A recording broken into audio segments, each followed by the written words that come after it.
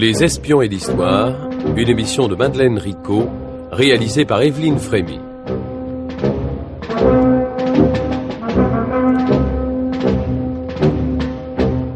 Le commandant Chatin, juge au 3e conseil de guerre. Je me base sur des preuves que j'ai eues entre les mains et sur les aveux de cette immonde espionne pour affirmer qu'elle a fait tuer peut-être 50 000 de nos enfants, sans compter ceux qui se trouvaient à bord des vaisseaux torpillés dans la Méditerranée. Le procureur Mornay, 40 ans après le procès dont il avait été le terrible lieutenant-commissaire de l'accusation. Entre nous, il n'y avait pas de quoi fouetter un chat. Le commandant Massard, qui reçut l'ordre de faire exécuter Mata Hari. L'odieuse femme fut certainement la plus grande espionne de la plus grande guerre.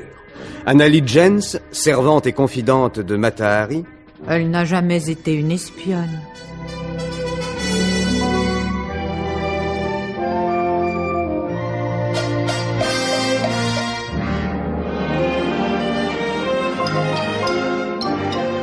Aujourd'hui, légende et réalité de Mata Hari, avec Catherine Seller.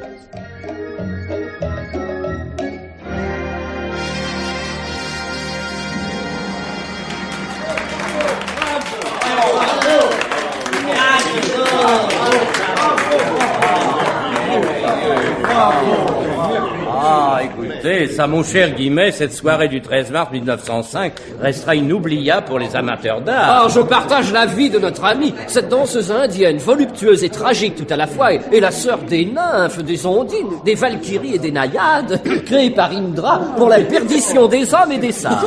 Et quelle audace inouïe, cette nudité merveilleuse dévoilée peu à peu. Oh, en contemplant le corps magnifique de cette créature de rêve, j'ai éprouvé une jouissance d'art inconnue jusqu'alors. Mes amis, messieurs les journalistes, je vous remercie de l'accueil que vous venez de réserver à l'extraordinaire danseuse que j'ai découverte au gala de la Croix-Rouge, donné dans le salon de Madame Kiraevski. Mais qui est donc cette liane tropicale dont le regard épanche la langueur fauve des Orientales? Oui, mon cher Guimet, soyez chic. Confiez-nous qui est cette mystérieuse et attirante femme. Oui, Lady MacLeod va vous le dire elle-même, car la voici qui nous revient.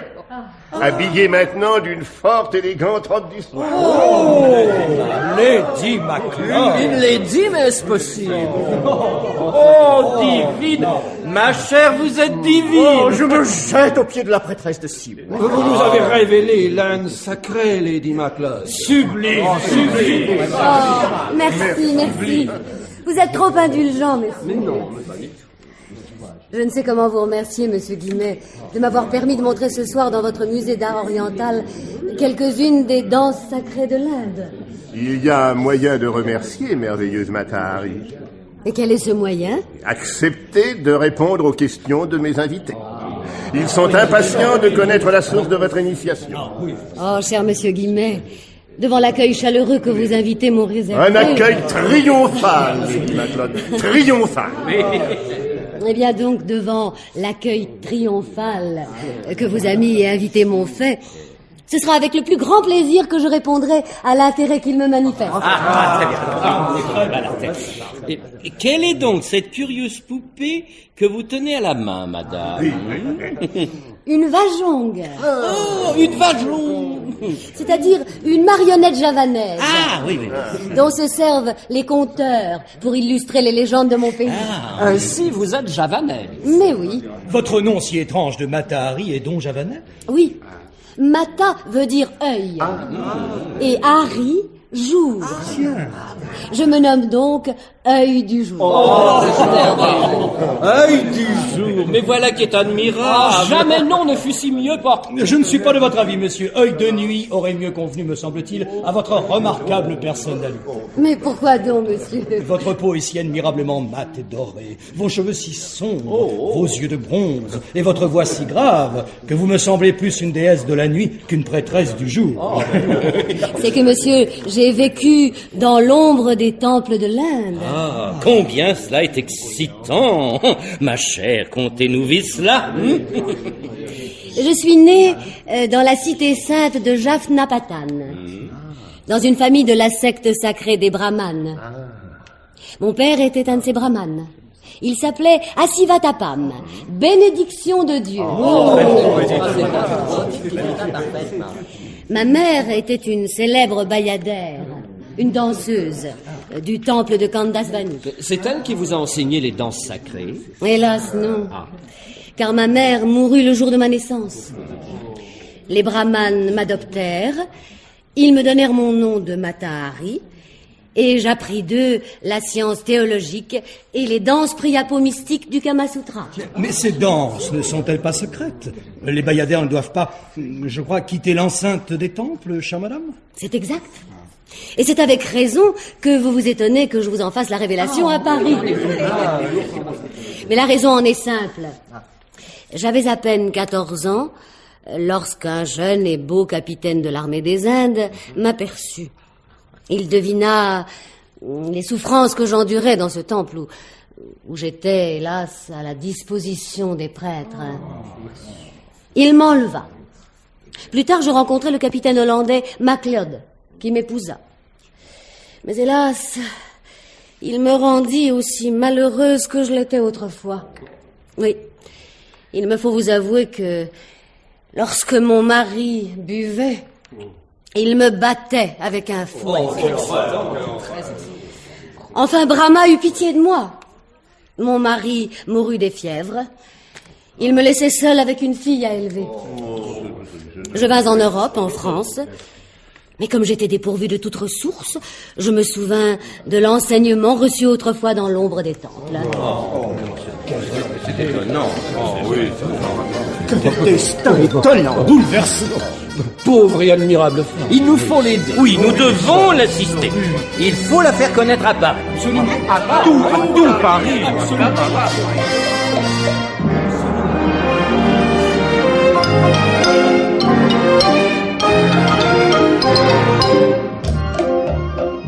C'est ainsi qu'au printemps 1905, la bayadère sacrée, qui en dansant enlevait un à un tous ses voiles et apparaissait intégralement nue, à l'exception des 2 coquilles cloutées de gêne qui cachaient ses seins, la merveille venue des bords du Gange révolutionna Paris à sa manière. Monsieur Meunier, le roi du chocolat, le prince Radolin, Cécile Sorel, des ambassadeurs, des ministres, des avocats, des banquiers, des hommes éminents en firent en quelques jours leur idole ou leur maîtresse. Pour ce qui est de la qualité artistique de sa danse, c'est elle-même qui la jugera 10 ans plus tard, lorsqu'elle avouera à un ami « Je n'ai jamais su danser. Les gens venaient me voir parce que j'avais été la première à m'exhiber toute nue en public. » Quant à l'histoire étrange de sa vie, ce n'est pas elle qui en avouera la supercherie et la légende. Elle en eut d'ailleurs plusieurs versions à l'usage de Berlin, Rome et Paris. Ses biographes, dont la plupart rivalisèrent d'imagination avec elle, ne rétablirent que peu à peu la vérité. Un de ceux-ci, un de ses compatriotes, Sam Wagner, ayant réuni pendant 30 ans une documentation unique, semble avoir tout découvert sur les détails d'une enfance et d'une vie que la prétendue espionne, mégalomane réelle, camouflera toujours soigneusement. Matahari? Vous voulez dire Margaret Hazel, monsieur? Oui, je l'ai très bien connue. Nous fréquentions la même école. Elle était très jolie. Elle nous surprenait toujours par ses vêtements audacieux et l'invention de ses histoires. Il faut vous dire qu'elle avait hérité ses goûts d'extravagance et de luxe de son père, à Danzel, chapelier à Leeuwarden, la petite ville de Frise où nous étions nés, Margaret et moi. Malheureusement, il fit faillite, alors qu'elle n'avait que 14 ans, à la suite de quoi elle quitta Leeuwarden. Ses parents se séparèrent, sa mère mourut, et elle dut aller habiter chez un oncle à La Haye. Mais je ne sus plus rien d'elle, jusqu'à ce jour où j'appris avec stupeur qu'en octobre 1917...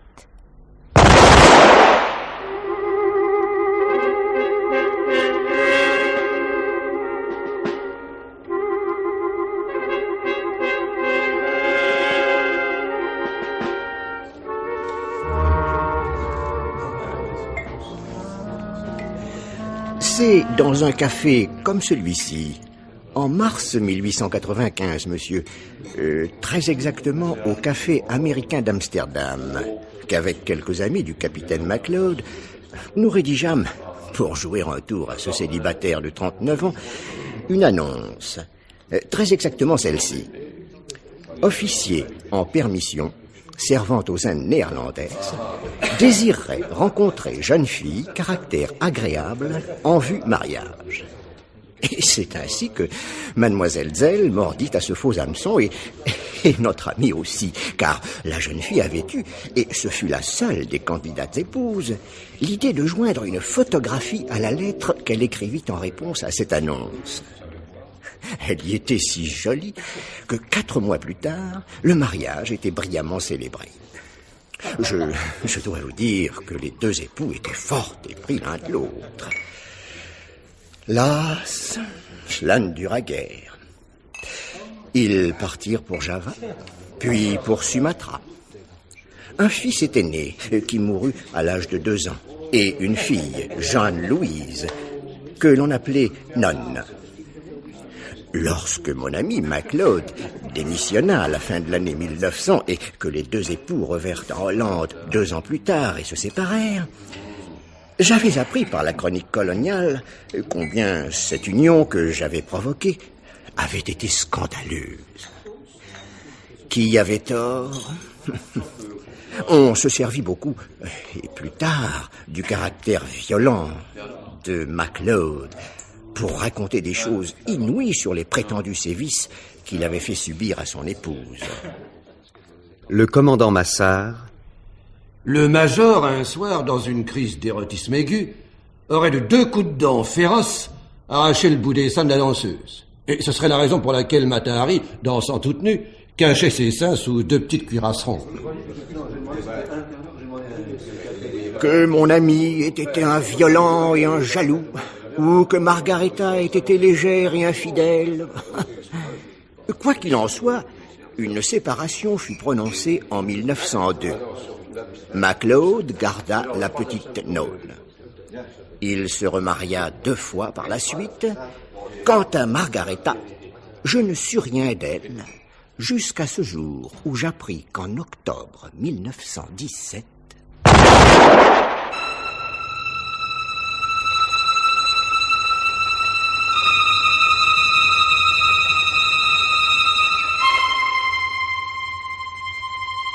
Margareta Zell, MacLeod, traversa des moments difficiles, cela est certain, de 1902 à ce jour de 1905 où elle triompha au musée Guimet.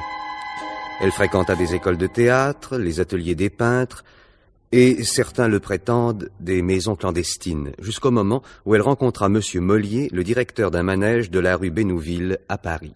Madame MacLeod, vous êtes une très bonne écuyère, mais je ne pense pas que votre idée de vous servir de ce talent pour gagner votre vie dans les cirques soit bonne. Je vous suggère, avec le corps remarquable que vous avez, d'essayer de la danse. Vous feriez plus vite fortune. Madame MacLeod, devenue Mata Hari, et ayant imaginé de se servir des spectacles qu'elle avait vus aux Indes néerlandaises, écouta le conseil et fit fortune. Une fortune qui fondait dans ses doigts dans toutes les capitales où elle se produisait. À la déclaration de la guerre, elle se trouve à Berlin. Que fait alors celle qu'on accusera d'être déjà engagée par l'espionnage allemand? Elle le dira au capitaine Bouchardon, chargé d'instruire son affaire au printemps de 1917. Le costumier du théâtre où je devais me produire à Berlin fit saisir mes fourrures et mes bijoux. Je voulus gagner la France, mais je fus refoulée à la frontière suisse et contrainte de gagner la Hollande, où je suis restée jusqu'au mois de décembre 1915. Date à laquelle je revins à Paris pour y récupérer enfin mes affaires déposées en garde chez Maple. Je rentrai au début de 1916 en Hollande avec mes 10 caisses par l'Espagne. Mais vous êtes revenu en France en juin de cette même année 1916. C'est exact. Je m'ennuyais tellement aux Pays-Bas. Je demandai donc à nouveau mon visa pour la France, où j'avais tant de bons amis. Vous avez eu ce visa. Mais les Anglais vous ont refusé de faire escale chez eux. Et vous avez dû repasser par l'Espagne pour gagner la France. Oui. C'est grâce à Monsieur Cambon, le secrétaire général du ministère des Affaires étrangères, qui est fort de mes amis, que j'ai pu franchir le poste frontière d'Andaille. Je me suis installée au Grand Hôtel à Paris et j'ai renoué avec mes connaissances. C'est dans le salon de Madame d'Angeville que j'ai rencontré le capitaine Vadim de Maslov du 1er régiment impérial russe, qui devint mon amant. Ce fut le grand amour des 2 côtés. Et c'est à cause de lui que j'entrai en rapport avec le capitaine Ladoux, le chef du contre-espionnage français que j'allais trouver au 282 boulevard Saint-Germain.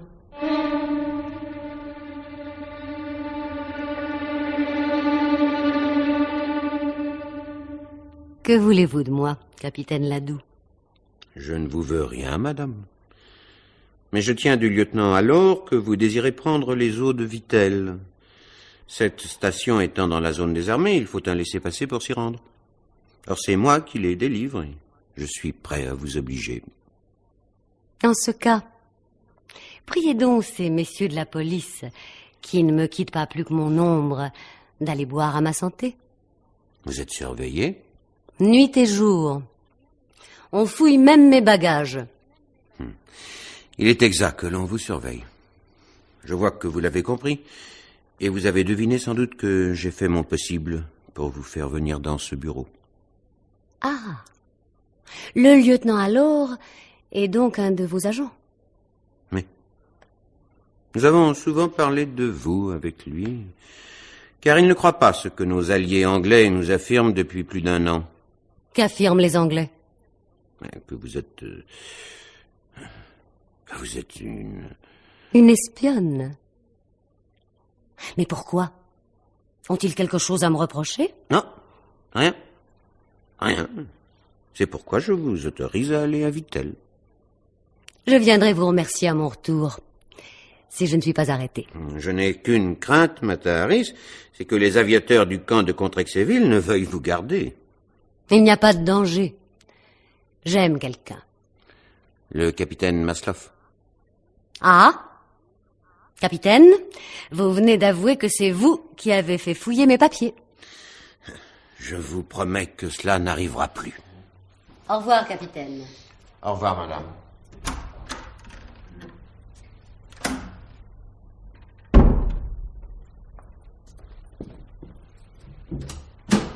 Sergent. Capitaine. Vous nous avez écoutés comme je vous l'avais demandé? Oui, capitaine. Que vous en semble? Bien que cette Matahari est une femme séduisante, charmante et intelligente. Passez-moi son dossier. Voilà. En bref, qu'y a-t-il dedans? Non, la vérité, pas grand-chose, mon capitaine, en dehors des avertissements anglais d'avoir à se méfier de la citoyenne des Pays-Bas, bien connue sous le nom de Matahari et dont le nom légal est Macleod Zell. Mais les filatures exercées par nos agents depuis son arrivée en France n'ont rien révélé de suspect à son égard. De même, les examens chimiques que nos laboratoires ont fait subir à ces lettres n'ont rien donné. En somme, on ne peut rien lui reprocher. Si. Peut-être d'avoir trop de passades avec des officiers en permission. Mais ceux-ci interrogés ont déclaré n'avoir jamais été questionnés indiscrètement par Matahari, même aux moments les plus physiologiques. Bien. Elle semble fort intelligente puisqu'elle s'est aperçue de notre surveillance et du piège que je lui avais fait tendre par le lieutenant alors, en la faisant venir ici pour un visa qui ne me regarde pas. Nous allons voir ce qu'elle fera à Vittel. On l'y attend bien, hein, sergent? Oui. Un de nos hommes est valet de chambre dans l'hôtel où elle doit descendre, et un beau lieutenant aviateur doit la surveiller de près.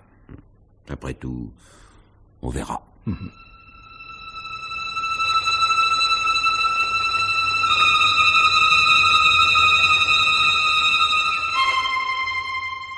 Extrait du 2e interrogatoire de Matahari par le capitaine Bouchardon.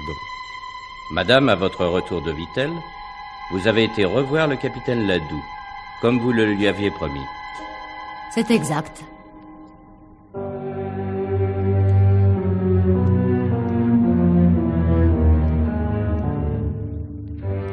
Vous avez l'air un peu lasse, madame. La cure de Vittel vous a sans doute fatiguée. Ce n'est pas le traitement.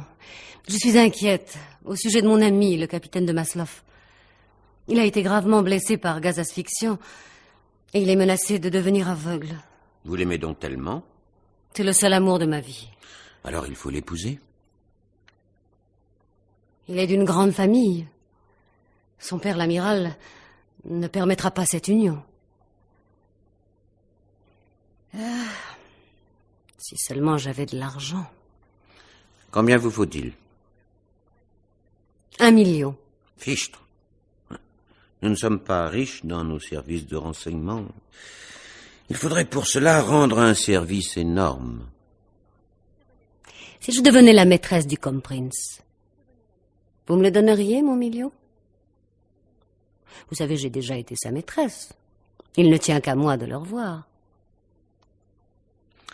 Voyons, Matahari, comprenez que vous ne pourrez pas pénétrer au quartier général allemand lorsque l'on apprendra que vous arrivez de France.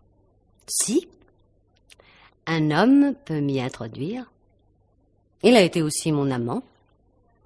Il est l'un des plus gros fournisseurs de l'armée allemande, en pommes de terre. Quel est son nom? Kremer.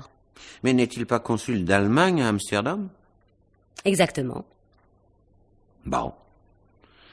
Je vous promets que chaque fois que vous nous donnerez un espion allemand, ou espagnol, ou hollandais, nous vous paierons 25 000 francs. Mais comment nous ferez-vous parvenir les renseignements obtenus? Oh, vous devez bien avoir un agent en Hollande. Hélas, non. Connaissez-vous les encres sympathiques? Non. Mais elles ont un joli nom, sympathique.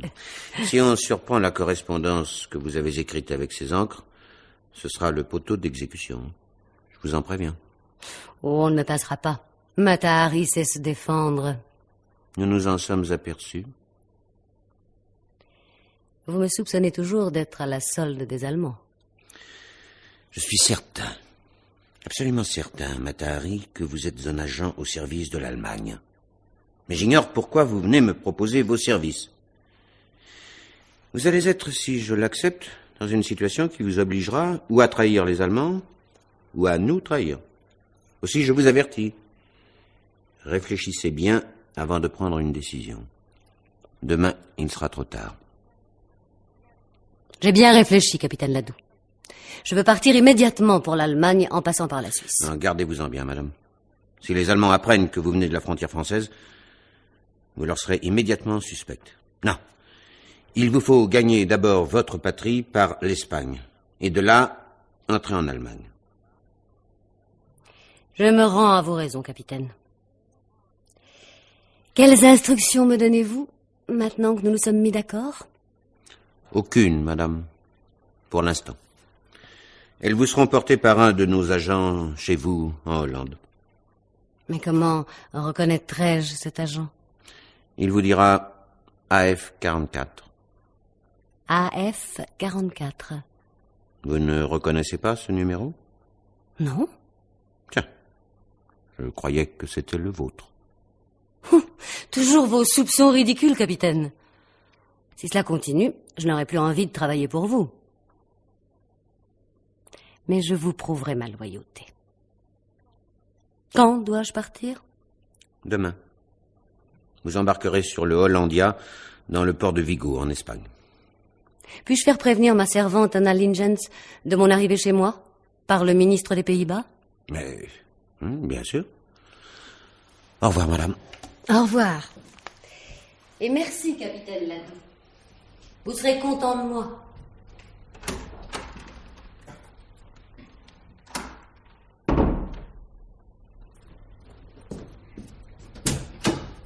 Sergent. Capitaine. Décidément, cette Matahari m'est tout à fait suspecte. Ne vient-elle pas de me dire qu'elle correspondait par la valise diplomatique de l'ambassade des Pays-Bas? Donc, en dehors de toute censure. Si elle vous l'a dit de son plein gré, cela ne prouve-t-il pas son innocence? Plutôt sa ruse. Oui, elle nous a peut-être dit cela pour le cas où nous nous serions déjà aperçus de cette correspondance. Bon, laissons venir les choses.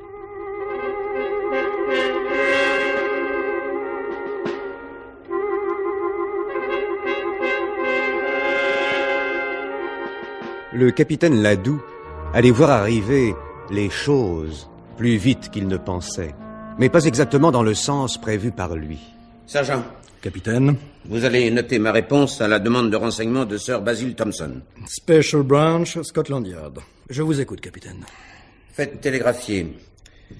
Comprends rien. Refoulez Matahari en Espagne. Refouler Matahari en Espagne. Vous l'abandonnez donc, capitaine? Oui, évidemment. Si les Anglais ont jugé bon de la retenir alors qu'ils inspectaient le Hollandia à l'escale de Falsmouth, c'est que cette femme leur est tout à fait suspecte. Pourquoi ne l'arrête-t-il pas en ce cas? Sans doute parce que, comme nous, ils n'ont pas de preuve qu'elle est une espionne travaillant pour l'Allemagne. Et puis, ils devaient vérifier si, ainsi qu'elle l'affirmait, elle appartenait bien à nos services. N'était-ce pas exact, capitaine? Ah non! N'oubliez pas, sergent, que je ne lui ai donné ni numéro d'immatriculation, ni ordre de mission, ni argent. Non plus que les noms de nos contacts en Hollande. En tout cas, même pour se tirer des mains du contre-espionnage anglais, elle n'aurait pas dû avouer à Sir Basil Thompson qu'elle travaillait pour le 2e bureau français. Il me semble que ce n'est pas très habile pour une espionne. Mata Hari est très fine et subtile. Elle devait avoir ses raisons. En tout cas, pour moi, c'est réglé. Jamais elle ne recevra de mission à exécuter pour nous.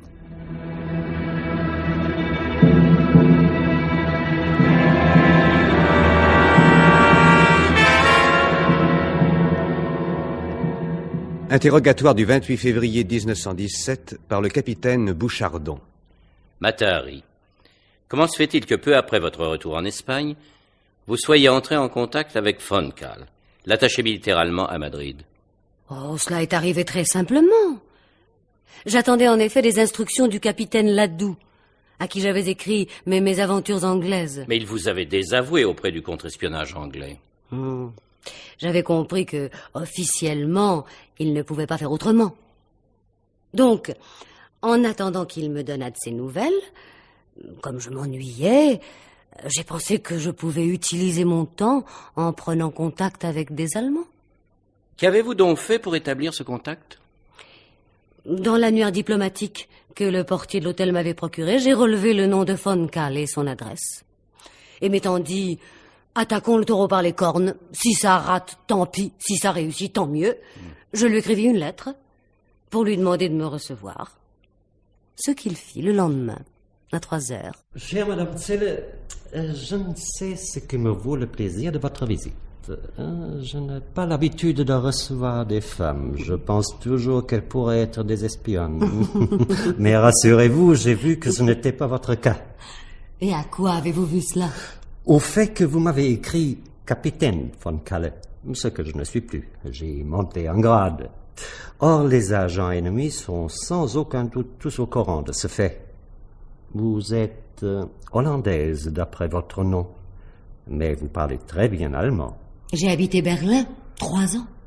Ah, vous connaissez certainement des officiers. Oui, beaucoup. Dites-moi quelques noms. J'ai été la maîtresse d'Alfred Kiepert. Ah, c'est donc vous, la femme dont Alfred était si jaloux. Von Kahl m'offrit des cigarettes. Nous bavardâmes bientôt avec familiarité. Je jouais avec mes pieds. Je fis ce qu'une femme peut faire en pareille occurrence quand elle désire faire la conquête d'un monsieur. Et je compris que von Kahl était à moi. À un moment, il me dit... Oh, je suis fatigué. Je m'occupe pour l'instant de débarquer d'un sous-marin des officiers allemands et turcs et des munitions sur la côte du Maroc, dans la zone française.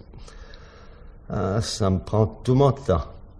J'étais si heureuse, capitaine Bouchardon, d'avoir obtenu ce renseignement, que j'écrivis le soir même au capitaine Ladoux, lui rapportant les confidences de von Kahl au sujet du débarquement.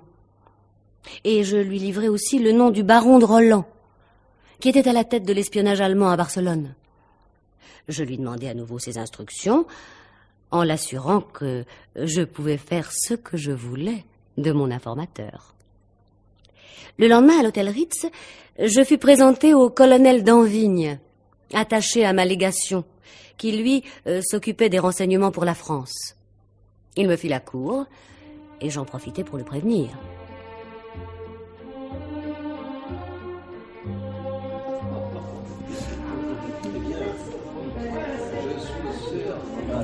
Mon colonel, je suis des vôtres. Oui, des vôtres. J'en suis enchanté, madame. Si je vous avais connu un jour plus tôt, je vous vous aurez remis les renseignements que j'ai envoyés hier à Paris. Quel renseignement, ma chère?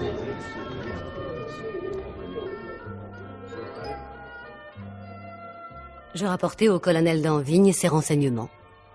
Il me félicita et m'invita à continuer.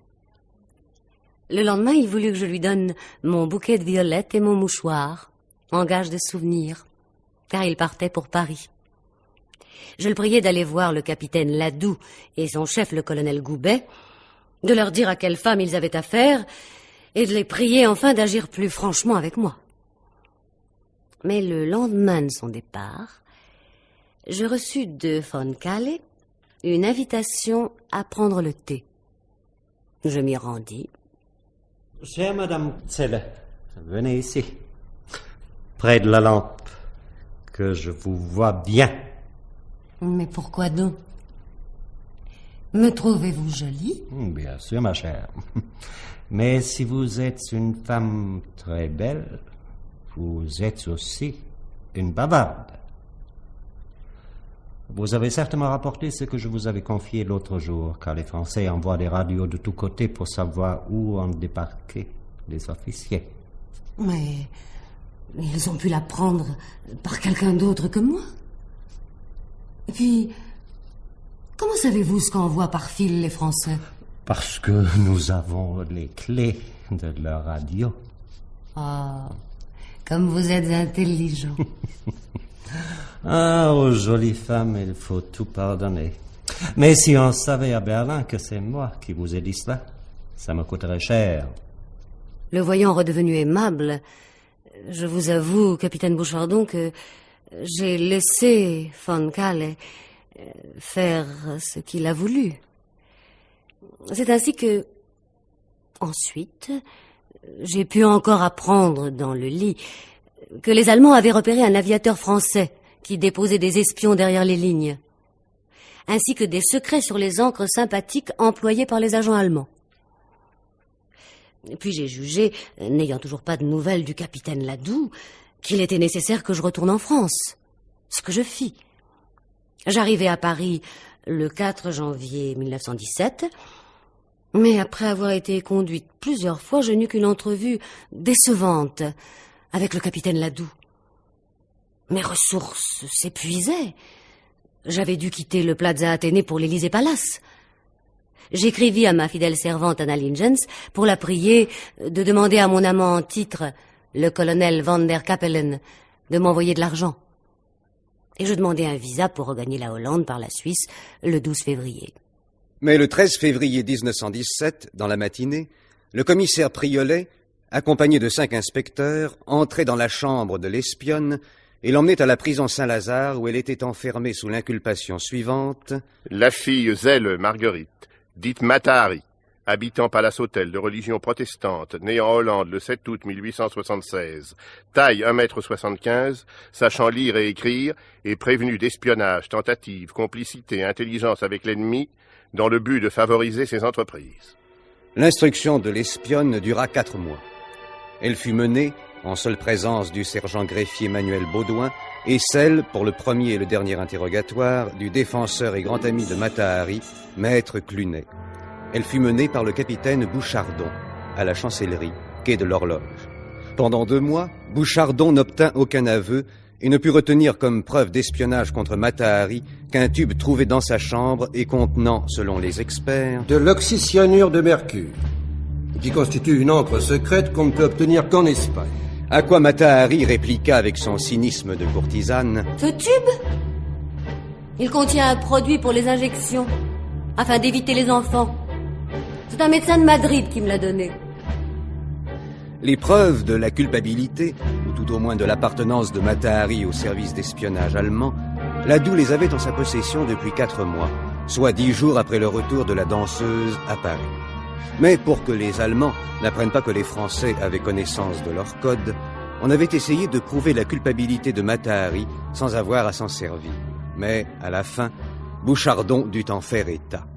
Madame, je me vois contraint, pour vous confondre, de vous faire savoir que notre poste de la Tour Eiffel a capté des radios envoyées d'Espagne par von Kalle à l'état-major de Berlin. Nous les avons décryptées. Il vous authentifie de façon formelle pour être H21. Sergent greffier, veuillez les lire. H21 fera demander par un télégramme du consul de Hollande à Paris qu'on fasse un nouveau versement de fonds à sa domestique à Roermond et vous prie d'aviser à ce sujet le consul Kremer à Amsterdam. Voici le second. H21 arrivera demain à Paris. Elle demande qu'on lui envoie par l'intermédiaire du consul Kremer et de sa domestique Anna Lingens 5 000 francs au comptoir d'escompte de Paris pour être versés au consul de Hollande, Bunge, en cette ville. Si les Allemands vous ont versé en 2 mois et demi 14 000 francs, ce ne peut être évidemment que contre des renseignements. Je vous répète que c'est mon amant, le colonel Van der Kapellen, qui m'a fait parvenir de l'argent par le consul, et non les Allemands. Après 3 semaines sans interrogatoire, Mata Hari avouait. Je veux maintenant vous dire la vérité, capitaine Bouchardon. Il est vrai que Kremer m'a contacté quand il a appris que j'allais en France.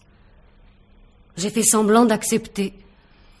Et j'ai même pris 3 petits flacons d'encre sympathique, mais je les ai jetés à la mer.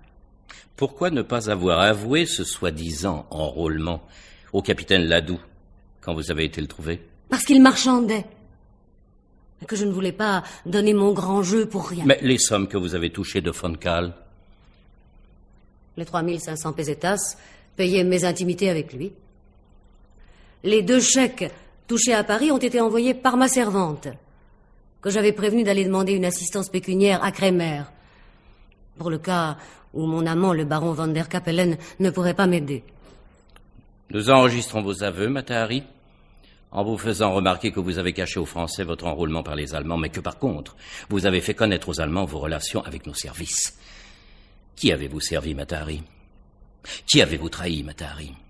À l'unanimité, les 7 juges militaires répondirent à cette question, et le 15 octobre 1917, 12 soldats du 4e régiment de Zouaves s'alignèrent sur le polygone de manœuvre du château de Vincennes.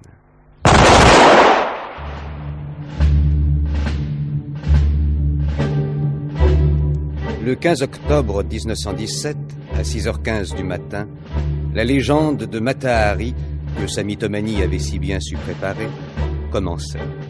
Cette légende ne finira sans doute jamais. Participants et biographes tireront avec plus ou moins de raison des conclusions de cette petite affaire d'espionnage dont on fit une grande affaire. Mata Hari a été victime d'une grave erreur judiciaire. Elle avait été désignée comme bouc émissaire de la révolte des régiments français en 1917. Elle passa devant une cour martiale, non pour être jugée, mais pour être condamnée. La plus juste de ces conclusions semble être celle donnée par maître Clunet, son avocat. Mata Hari n'était pas innocente, mais non pas coupable au point de mériter la mort.